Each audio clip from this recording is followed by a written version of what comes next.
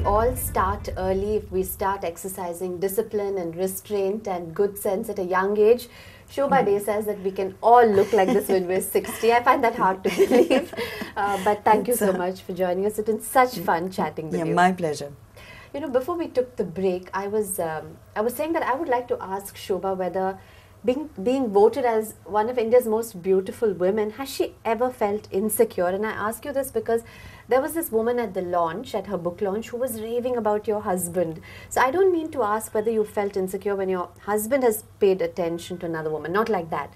Just insecure within yourself when you've seen somebody or felt inadequate. No, you know, it's something that I have acknowledged very early in life. I'm a total and complete slave of beauty. I would rather be surrounded by beauty and beautiful women. Even when I was hands-on working editor in a job, it's terrible, it's a terrible confession and it's very sexist, but I would prefer to work with women and particularly very good-looking women. But isn't that a very superficial, I mean, that could be read as a very superficial statement. Not at all. I think aesthetics, if aesthetics matter to you, as I said, it's a terrible thing to be saying. I would rather be surrounded by, I'm very partial to flowers and the lilies which are in bloom right now. I'm going to carry them. I carried them from Bangalore to Chennai. I'm going to carry them from Chennai to Mumbai. Beauty is something I find heartbreaking. So when I see a very beautiful woman, I walk up to strangers, complete strangers, and tell them how beautiful they are. But what if they're not beautiful within? Sometimes you don't get the chance to find that out. But aren't you limiting yourself? That's what I mean. Yes, but you know, we all live with our weaknesses, and beauty is one of mine. Like I see Monica Bellucci, and I've met her twice, and I think she's just one of the most extraordinary women. Her physical self is overwhelming. But for me, I was reduced to absolute mush.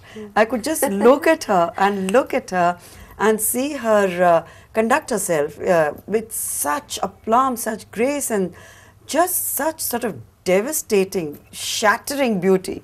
No, I never feel insecure. I admire beauty. I really do. What about men? Does the same thing go for men as well?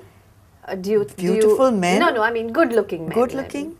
Is that a priority or a prerequisite? No, not at all. I think with men, unless, well, I would say Javier Bardem, I would definitely think twice about saying, hey, your looks don't really impress me that much. But in the case of men, I think it's really the total package. But with women, I mean, I could admire them like I would admire a fabulous, beautiful painting, and it would affect me equally. And there are times when I've met extraordinarily beautiful women, not necessarily celebrities, and I've been reduced to tears just looking at, like I met Madhuri very recently without a scrap of makeup on her. It was just 5 days ago. And just the expression in her eyes, the perfection of her face, her features, her body language, her smile, and I could see completely what M.F. Hussain saw in her. It wasn't even his response to her was on an aesthetic, evolved level. When you see perfection of that kind, you're just awestruck. But what would you say to someone like me, for example? Now, I took extra care to dress well for this particular interview. Otherwise, I'm not into grooming in a big way, you know. Yes. I look all right, okay, presentable, but that's it. So what would... But if I were to tell you that I'm not preoccupied with grooming either, I mean, look at my nails, I don't do manicures, I don't do anything, I've never... I've had facials twice in my life, and that was when I was very young, before a shoot for a skincare product. If you obsess over yourself, I think even that the strain shows. So it's just going with what you've been blessed with and trying to, like I said, not abuse it. And if you can enhance it, why not? But not to a neurotic extent. Yeah, I mean, really, I mean, it takes me under 10 minutes to dress no matter where I'm going. It could be a wedding, it could be the splashiest function, it could be this interview, but 10 minutes, you must train yourself to do it, and it's possible.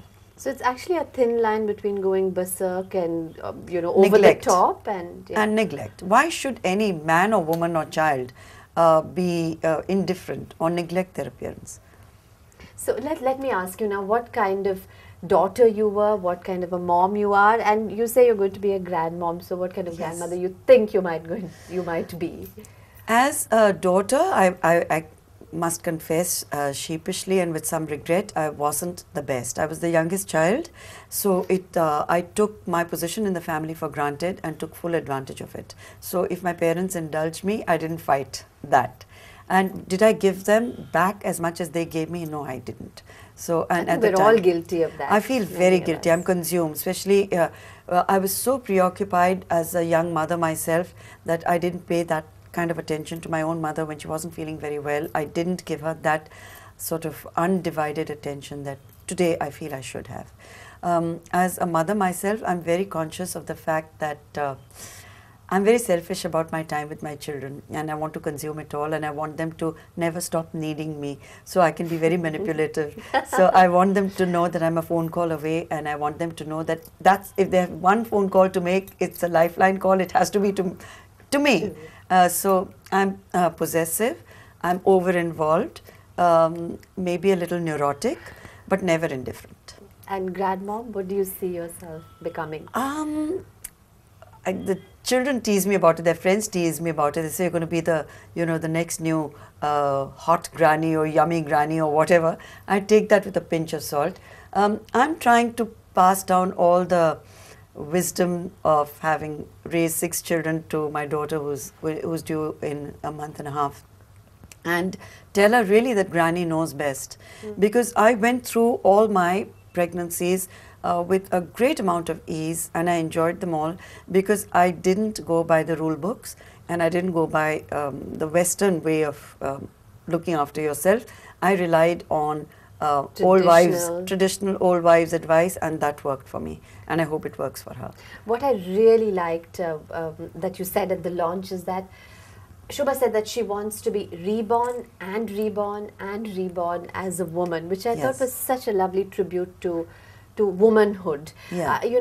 Either you've had it easy, or at 60 you've forgiven and forgotten life's cruelties. Which of it is it? For you to make a statement like that, it's such an affirmative, positive statement. Yeah, but it's something that I so completely and totally believe in.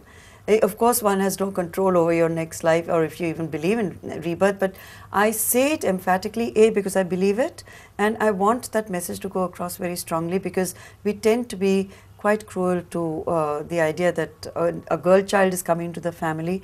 We don't always rejoice. And imagine to be born with that already. The mindset of the family is one of non-acceptance, and the mindset of society is one of rejection. How awful is that? But as our strengths tell us, I really think there's no question of ever wanting to swap places with a man. I've never wanted to. I think we are stronger on every level, whether it's biologically, emotionally, or cerebrally. And the sooner the world draws out those strengths and uses them in the most positive way. I mean, the next Dalai Lama could be a woman, that's what he said. And I thought that was a very powerful statement too, because it's such an unacknowledged aspect of Sri Shakti, and the world can do with much more of it. So more power to you, and more power to all the women in the world. But Thank you. Let's have you say the closing words. Well, the closing words, if I want to just promote my book, I'll say read it. But the message of the book is also very, very positive in terms of women feeling good about themselves, and women feeling like useful, contributing members of society, not cows put to pasture. And 60 is by far the new 40, and the book celebrates that. Thank you so much for joining us. Thank you very much. Thank you.